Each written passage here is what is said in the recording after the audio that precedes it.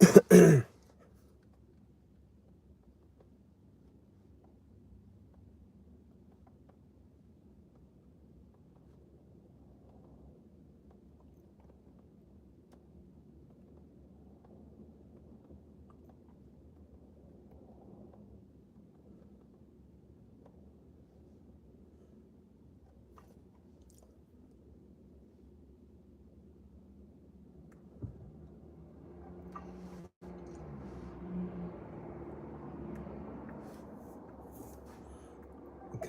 Hey, Shalom, Shalom, Akiyam.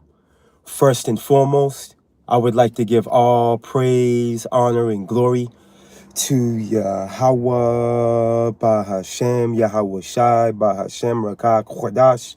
Hey, double honors to the beloved elders and apostles of Great Millstone, where I learned this 144% truth.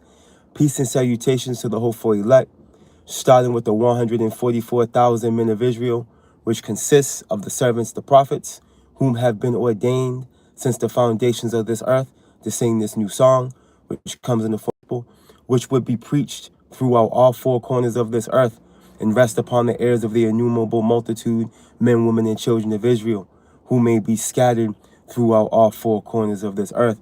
Shalom. Hey, Shalom, beloved Akiyam and Akwath. It's just Bayan back again through the spirit, power, mercy, and grace of our power, Yahweh, Bahashem, Yahweh Shai, the true names of the Heavenly Father and His only begotten Son, the world ignorantly calls God, all right, and Jesus Christ, the true name of the Heavenly Father being Yahweh. Yah meaning He, Hawa means He exists. He is. He's omnipotent. His incorruptible spirit is in all things, man. All right. Yahweh Shai, the world inwardly calls Jesus Christ. His name means Yah, means He. Hawah Shai means deliverer. And these are the correct names of the God of the Bible and His only begotten Son. All right, and the Lashawan Quadash, man, the Paleo Hebrew tongue. All right, which is an ancient language, and is the language of the heavens, man.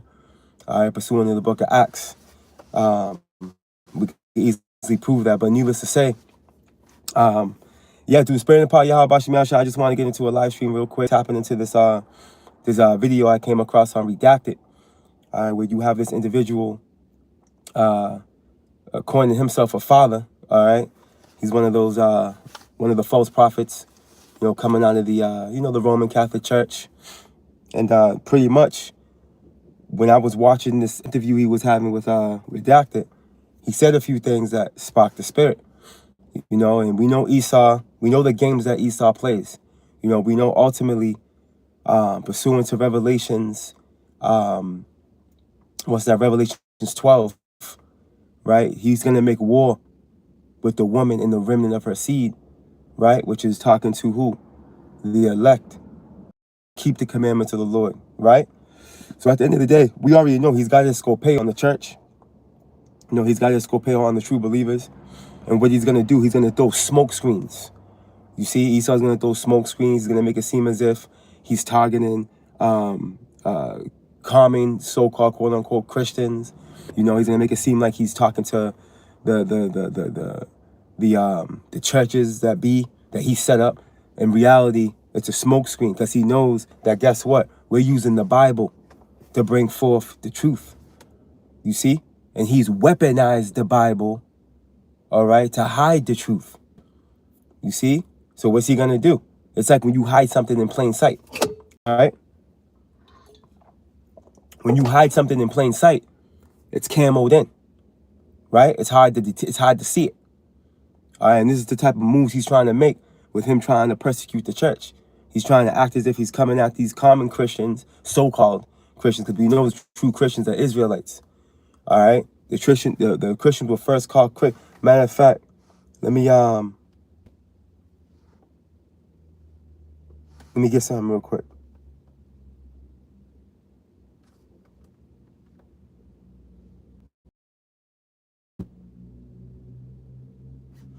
Bear with me.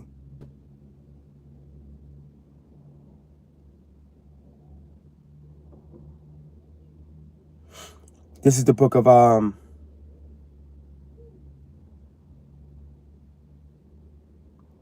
Acts chapter 11 and verse 25. Verse 26 is the point. And it reads, Then departed Barnabas to Tarsus for to seek Saul.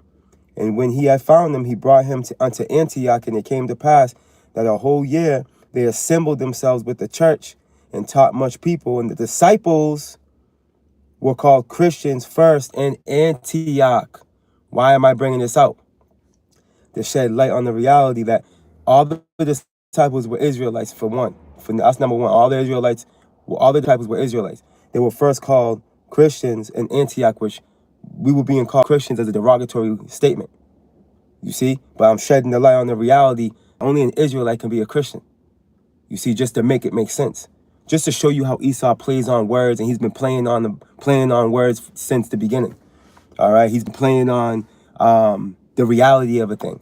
You know, he throws out an illusion. He throws up smoke screens. And this is what he's doing in this little clip I got. But in reality, at the end of the day, it showed a lot through the spirit as well. Right? Because hey, this a so-called priest, right, has something to say about them small hats. All right? Which, hey, take it how you want. You know, at the end of the day, hey, that's prophecy being fulfilled. Either way it goes. Even if it's through deception. Right? Because on the world stage, the people know about these people, bro. They know about these 1948ers, man.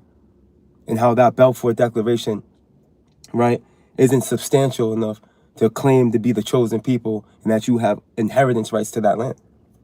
All right? You stemmed out of Britain, all right, via the Rothschilds, man, to be established in that land, man. You didn't fulfill biblical prophecy the way you ended up in that land, but you did fulfill, matter of fact, forgive me, you did fulfill prophecy how you ended up in that land pursuing to Luke chapter 21 and verse 24 for Salakia.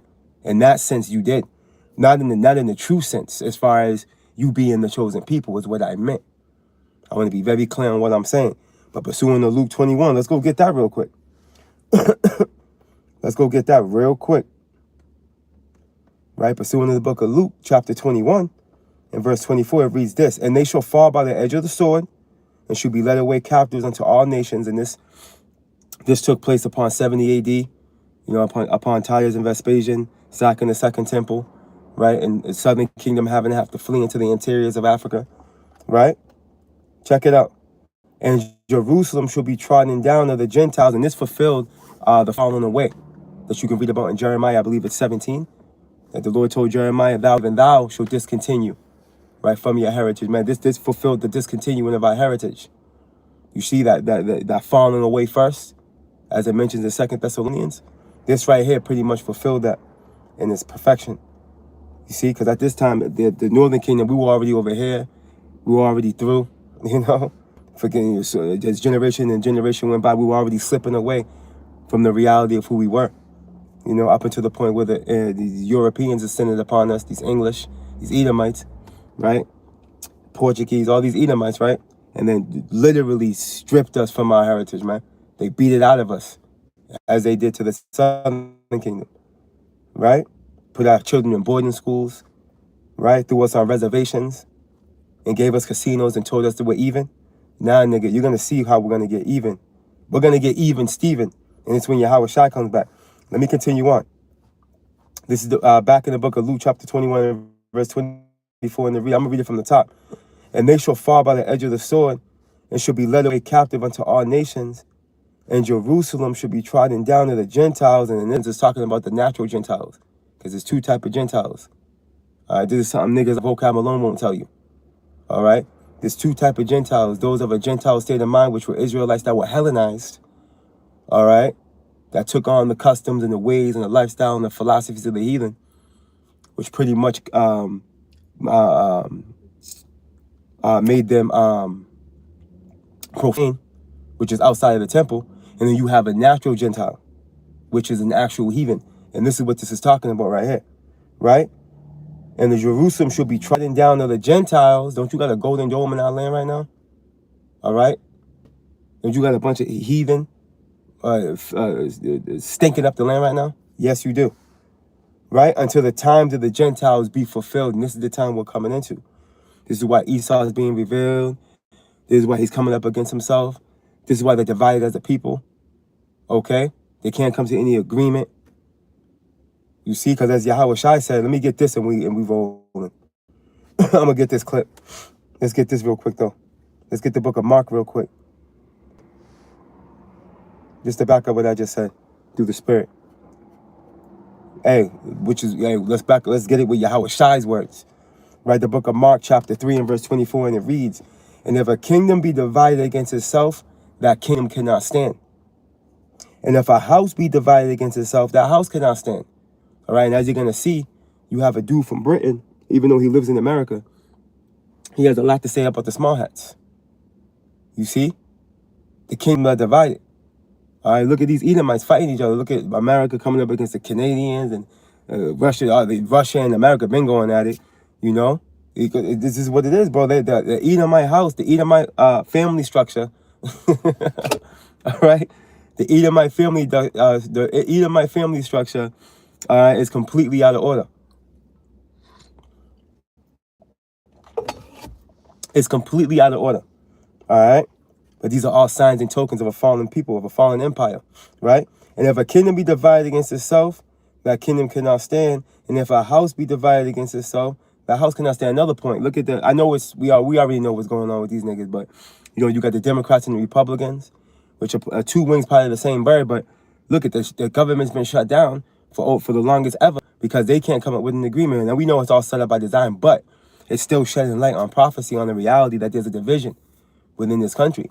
All right, within Esau himself, there's a division, right? Look, and if Satan rise against himself and be divided, and we know they're the children of Satan, they're the seed of Satan. All right, 2 Thessalonians, the 2nd chapter, tells them that they come and do the bidding of in the works of Satan. You see, Esau is the son of perdition, the so-called white man, woman, and child. They're the sons of perdition, the sons of destruction. Now, I just want to make one clarification. There is going to be Edomites, right? There is going to be so-called white people, right, that are actually Israelites. Just want to make that point. Want to qualify that, right? Because it's not about color thing. It's just an identifier. You see, because the scriptures identify Esau as being crimson, as being red, as being wasted away. We know who he is. And that has to be used as an identifier to isolate him. But ultimately, the Spirit, calls them out every time. You know an Edomite when you around one. Their vibration, the way you already know. It's a spiritual thing at the end of the day. But them being clean lepers, that's part of their curse that's on them. Pursuing the Cain. They're bearing that Cain. They're bearing that curse of Cain. You see? That's that curse. That's that mark that Cain was hit with. Upon him killing his brother Abel. He got hit with leprosy. You see? And this is what Esau bore when he was born. That's why Isaac calls him Isashua. He named him Isashua. Waste away is he. Right? And this is a token up until this very day. It's not a coincidence that red means warning and stop. Watch out. This nigga's dangerous. He'll delete you. Continuing on. That's the point. Matter of fact, I missed the precept. Mark 3 and 26. Again, red letter, Yahweh Shai speaking. And if Satan rise up against Satan and be divided, which is what we're going to see in this video, he cannot stand but have an end. Okay? You see that? Kal I am La Yahweh Bashim Yahweh Shai. Prophecy speaking so loud, so clear. We hear. Let's go. Let me get this real quick. Salakia, forgive me. Excuse me. Salakia Aki Amanakwa. Now, this is from Redacted. All right? You already know. Natalie and them, right? And this is fair use. I'm not making any monetary gain off of this clip. It's for educational purposes only. All right, educational purposes only. I'm not making any monetary gain off of this clip, man. It's for educational purposes only. Fair use, right? Because this one's gonna bite Esau in the ass. All right, let me turn this up. Bear with me, Akiyam. And Akawath, we're going to bring this on back. And we're going to run it for a little bit. The media is saying that we need to be afraid of Christian nationalism. Now, specifically, Sky News was warning British people that this is a problem. They admit that, well, it's kind of always been an American thing, but we're seeing it here now. What exactly does that mean, Christian nationalism? Is that what Christians say they are? Why is it so scary? Can you imagine them saying this about any other group? Like, we're really concerned about the rise of Hindu. what are we going to do about that? Hindu nationalism. The Quakers. Right. So joining us to discuss is Father Robinson. He is a British expat living in America, so he has a good perspective on why is this so scary in the UK? Why is it scary in the US? First of all, why is the term used as a slur and not a neutral descriptor, do you think, Father? Because it's the truth. And the enemy hates the truth. And so he will always serious, though, especially that this is happening back home. England is quite literally a Christian nation, right? So we have a king who's a supreme governor of the Church of England. We have a state church, the Church of England, which is encapsulated in our judiciary, our legislative. It's in both houses of parliament. We are literally a Christian nation. So to be called a Christian nationalist shouldn't be a slur. It should actually be the default for everybody in my country. I just want to make a point real quick. We've got to a point where And that's how they use Christianity, all right, to wreak havoc on the planet and to torment and to bring terror upon the nations, all right? Remember the Crusades era? Right, these are the niggas behind it. And notice how their own tongue is falling on themselves, man. They put their own foot in their mouth, right? When you look into the track record of these Christian nations, so-called Christian, right? You're gonna get a trail of blood. Is what you're gonna find. You see? But anyways, check this out. Check out what Father Kelvin Robinson's talking about. But this nigga's just a branch off from the Vatican. He's part of that, one of those unclean frogs, or one of those unclean spirits you read about in Revelations, the 16th chapter. Matter of fact, we might go there. This nigga's part of that system. He's part of that USC relations, I think it's called. But anyways, look. Christian nationalists, you far-right bigots. It's like, we were all Christian nationalists about 2 minutes ago. Right, what do you think they even mean? I read the whole Sky News article about why it's scary, and I could not figure out how they even define it. Could you?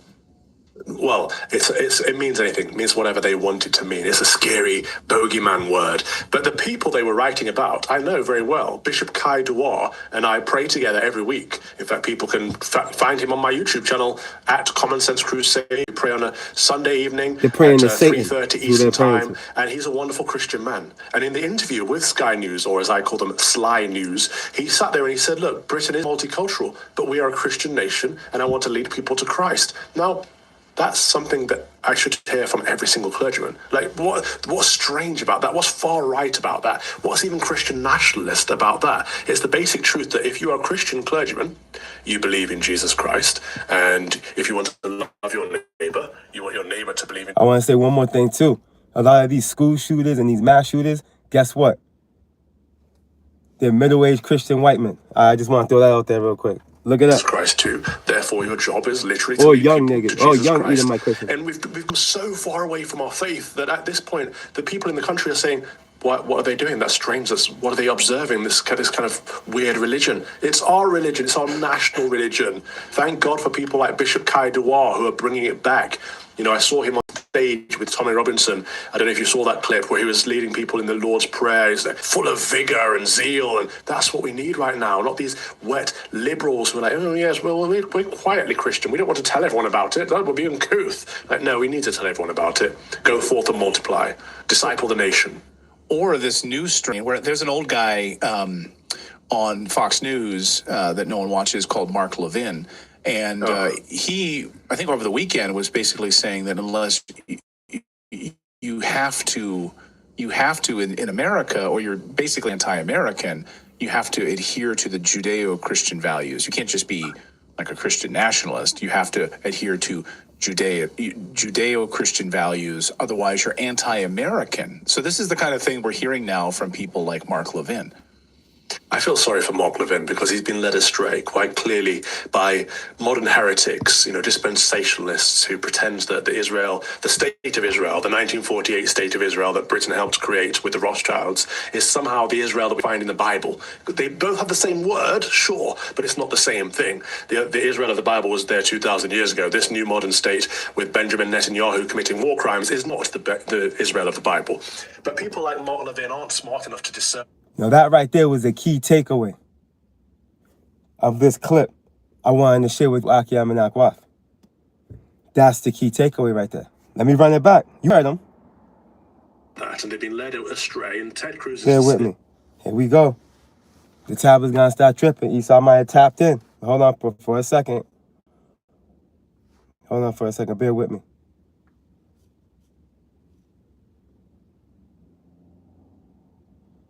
I want to play that section one more time. Bear with me.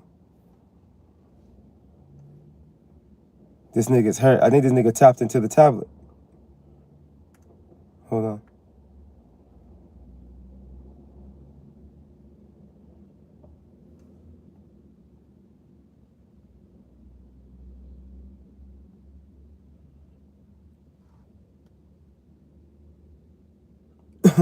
We gotta play that again. What the hell's going on here? Hold on.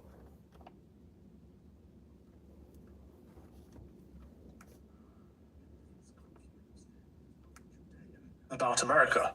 That none of the founding fathers. Right, I was just about to ask. I know Cruises Right there. in word, sure, but it's. Yeah, let's go ahead. then. I feel sorry for Mark Levin because he's been quite clear. You see that, right?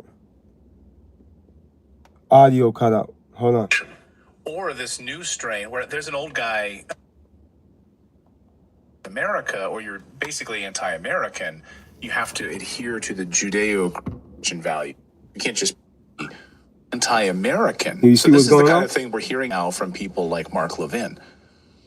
I feel sorry for Mark Levin because he's been led astray quite clearly by modern heretics, dispensationalists who pretend that the state of Israel, the 1948 state of Israel that Britain helped create with the Rothschilds, is somehow the Israel that we find in the Bible. They both have the same word, sure, but it's not the same thing. The Israel of the Bible was there 2,000 years ago. This new modern state with Benjamin Netanyahu committing war crimes is not the Israel of the Bible. But people like Mark Again. Levin aren't smart enough. That was the key takeaway. Now, mind you, this dude right here is part of the whole system. Okay, he's part of the whole system, right? When you go into what is it? That U.S. Holy See relations. You can look it up. The U.S. Holy See relations, which pretty much the Vatican controls all that.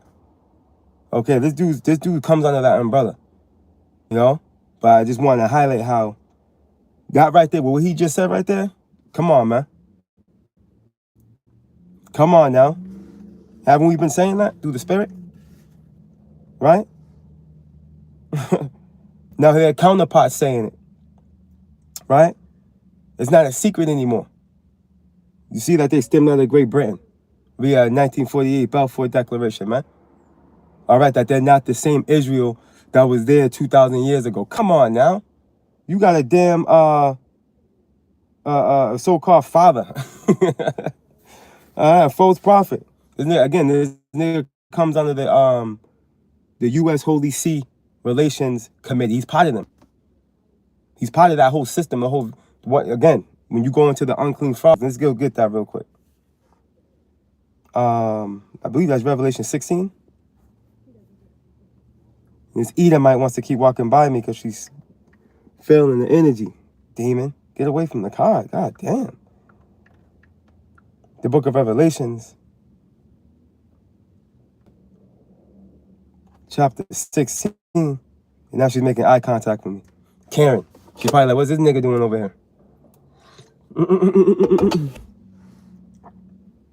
Right? This is the book of Revelations, chapter 16.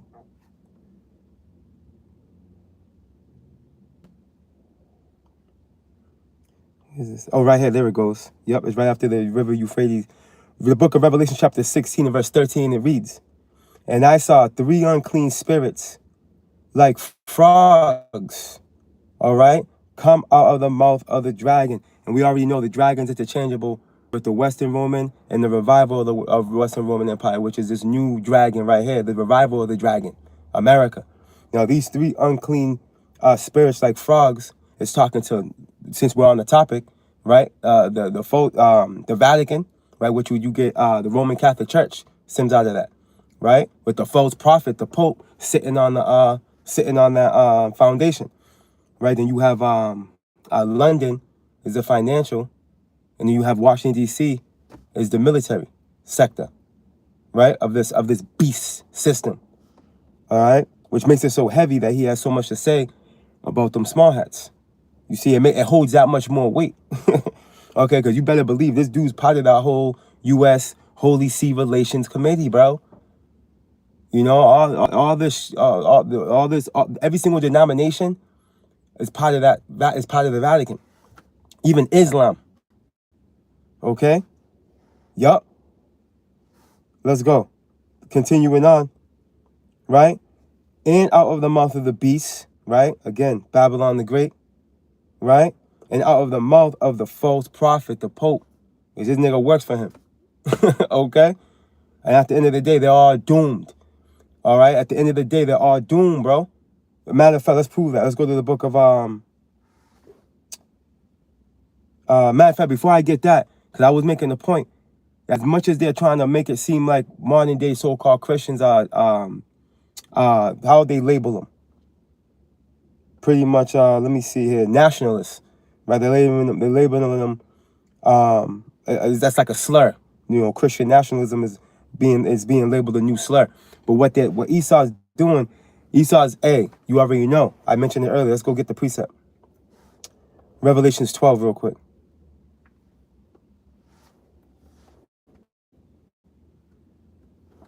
Esau wants to pimp. He has to find a way to wiggle over.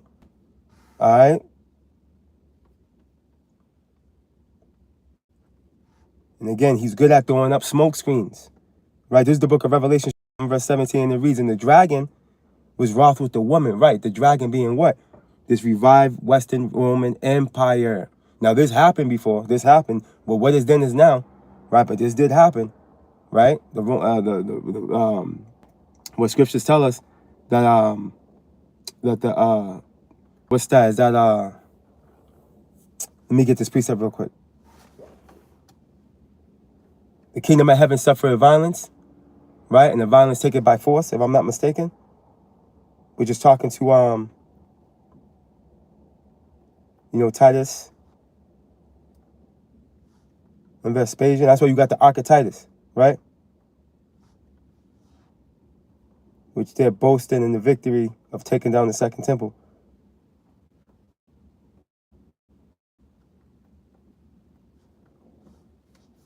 I want to get this quick precept. We'll jump back over. The book of Matthew, chapter 11, and verse 12. And this is Yahweh Shai speaking. And it reads, and from the days of John the Baptist until now, the kingdom of heaven suffereth violence, and the violence taketh it by force. You see that? Now I'm going to jump back real quick to Revelation chapter 12 and verse 17. And the dragon was wroth with the woman. All right? So the dragon is system, Esau. Okay? Evil E. This revived Western Roman Empire, right, was wroth with the woman, Israel. Remember, scriptures liken Jerusalem unto a delicate and comely woman. The Lord likens us via scripture unto a delicate and comely woman. All right? We know Jerusalem, the people before it's a place. Right? This is specifically talking to the elect. Watch this. And went to make war with the remnant of her seed. Okay? Those that what? Which keep the commandment of God. I'm going to read it verbatim. And have the testimony of Yahweh Shai Mashiach. I'm not reading that verbatim. You see? And have the testimony of Yahweh Shai Mashiach, man. All right? Which that testimony goes into a witness. The evidence. You see? It'll bring you back to the word martyr.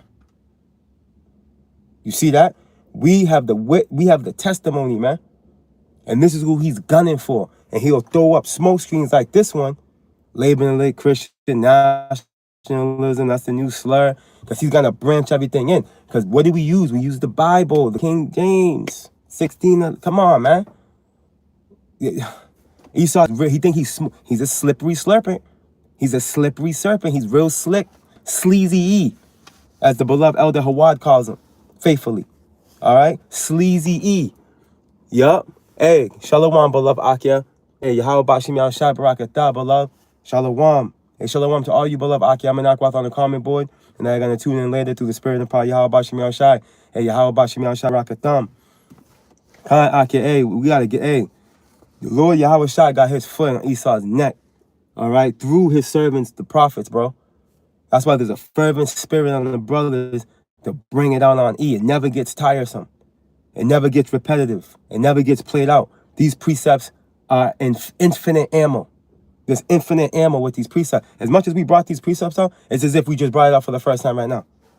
All right, let's read it again. As a matter of fact, Revelation 12 and 17. And the dragon was wroth with the woman and went to make war with the remnant of her seed.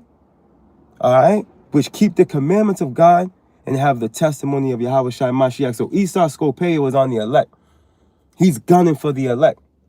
He's gonna try. He's trying to find a way to have a reason, you know, to justify himself in the severe persecution he's gonna try to bring upon the church. And either way, we know what's gonna go down is part of prophecy.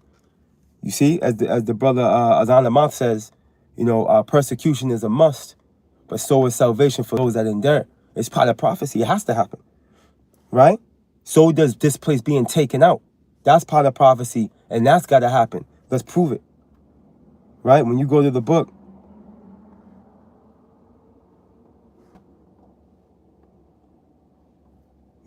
of Revelation, chapter 19, and we'll close out with this. In verse 20, straight to the point. And the beast was taken, and with him the false prophet, right, again, which is talking to the Pope, which is talking to the Roman Catholic Church, which is talking to the Vatican, right? And with him the false prophet that wrought miracles before him, with which he deceived them that had deceived the mark. So let me read that again. And the beast was taken, and with him the false prophet, right? Revelation 19 and 20, that wrought miracles before him, in which he deceived them that had received the mark of the beast. All right, now mind you, this MOTB, this digital device the size of a grain of rice, they're going to be able to make the blind see, all right, the lame walk. All right, they're going to be able to cure you a disease. You see, they're gonna use this thing as a device to bring forth miracles. This is why it's going to be so persuasive. We already see it through the Neuralink. You see what they're doing with that Neuralink, all right, which is part of the mark of the beast. When the scriptures tell you in your head or in your your hand or in your forehead or in your, yeah, that's talking about the Neuralink. That's part of the mark of the beast. You see, look, in which he deceived them that received the mark of the beast. See, he deceived them. All right. Esau's deception is how he's able to control scenarios.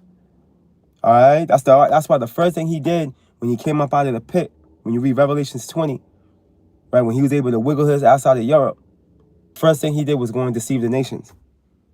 Right? Because that's Esau's strength is in deception. Right? Part of his witchcraft. Remember, he has to hide himself. Because again, he's bearing that mark of Cain. Okay? It all goes back to, look at, and them that worship his image, these both were cast alive into a lake of fire burning with brimstone. We're just talking to this third world war that's going to take place when 200 million warheads touch down on Babylon. You see?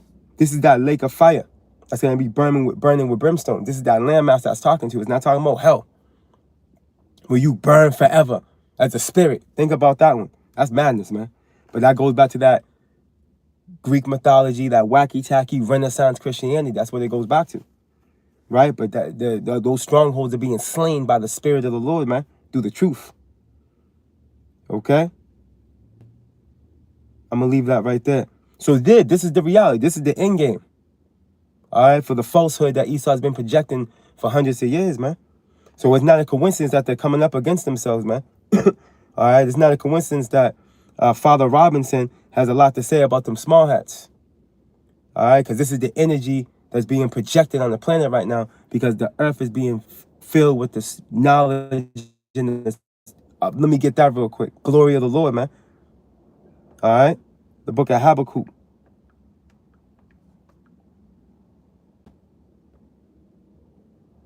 And then I'm going to hit the comment board. The book of Habakkuk, chapter 2 and verse 14. For the earth shall be filled with the knowledge of the glory of the Lord Yahweh, as the waters cover the sea, man. And this is the time we're in. Right? The truth is being declared, which is kryptonite to Esau. All right, let's go get this. I'm gonna go to the comment board real quick before I close out.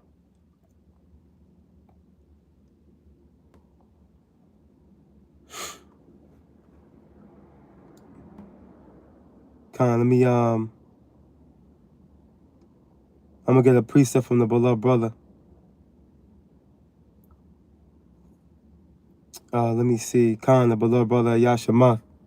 Shalom Malak. Hey, GMS Kingdom Money. Yahweh Bashim Ashai. Barakatah, beloved Akia. Let me see here. Fire. All fire precepts. But this is what we got to end with. The book of Jeremiah, chapter 49 and verse 13. It reads from the beloved brother Yashima. Right? GMS Kingdom Minded. 144. I have sworn by myself, okay, saith the Lord Yahweh, that Basra shall be a desolation, right? And if you have any type of spiritual intuition, you'll understand that Basra will be likened unto America. Basra was the capital city of Edom, all right, this will be likened unto America today. You see? Because what the scripture say, when you read Genesis 36, I believe it's Genesis 36, verses 1 and 8, if I'm not mistaken, Esau is Edom. You see, so wherever this nigga kicks his feet up, all right, and starts building up a throne, that's Edom, right? What's the capital city of Edom? Basra, America. There you go. If you can see it, you can. If you can't, then, hey, the Lord didn't give you the eyes to see and the ears to hear. I'm going to read it from the top. Jeremiah 49 and 13. For I have sworn by myself, saith the Lord Yahweh, that Basra shall be a desolation, a reproach, a waste, and a curse, and all the cities thereof should be perpetual waste, bro. Which that links in with that Revelations 19 and 20 we just read. Because that's the end game. Fire and brimstone, a lake of fire.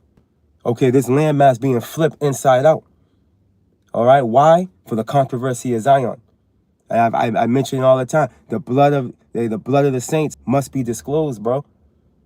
All right, you're not the blood of us, Northern Kingdom and us, Southern Kingdom brothers, man. All 12 tribes.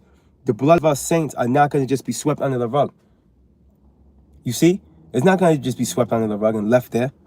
We're going to just ride out. You know what I mean? We good now. Yeah, we good. We good. Nah, the Lord don't move like that. All right, pursuant to the law, bro. All right, hey, Numbers 35 and 33. Okay, your blood must be shed, and it will be. There's no ifs, ands, or buts about it. And again, it's beautiful because what we're witnessing right now, all right, is we're witnessing the fall of an empire. All right, and the Lord Yahweh Shai, Yahweh Bashim Yahweh Shai, he's deconstructing this place from the inside out. You see, it's from the inside out. He's flipping it inside out, is what he's doing. And it's beautiful to see. It's beautiful to see. You got Trump trying to psych himself out. You know, I'm talking about they got the strongest economy. They got this. They come on, man. We know that was just a stand up act. You know, his last little speech he was talking. You know, but at the end of the day, it goes to show when you see the response of the people, they weren't buying it. Okay, they're not buying it. They're actually they're looking at this dude like, yo, what's this dude talking about? All right, he's either delusional, right? Or this is a miscalculation. Like, you know, that's the stance of the people regarding the powers that be. All right? So this is what it is, bro. There ain't no more wisdom and teaming. All right, this nigga's out of there. But I'm gonna leave it there, beloved Akim and Aqua. I'm gonna leave it right there through the spirit and power of Yahweh Bashim Yahweh Shai. Hey, Lord willing, you were edified. Abaratazah, you were spiritually fed. And Lord willing, you were informed through the spirit, power, and grace and mercy of Yahweh Bashim Yahweh Shai. This place is falling, man. Esau's through. All right? He's all over the place.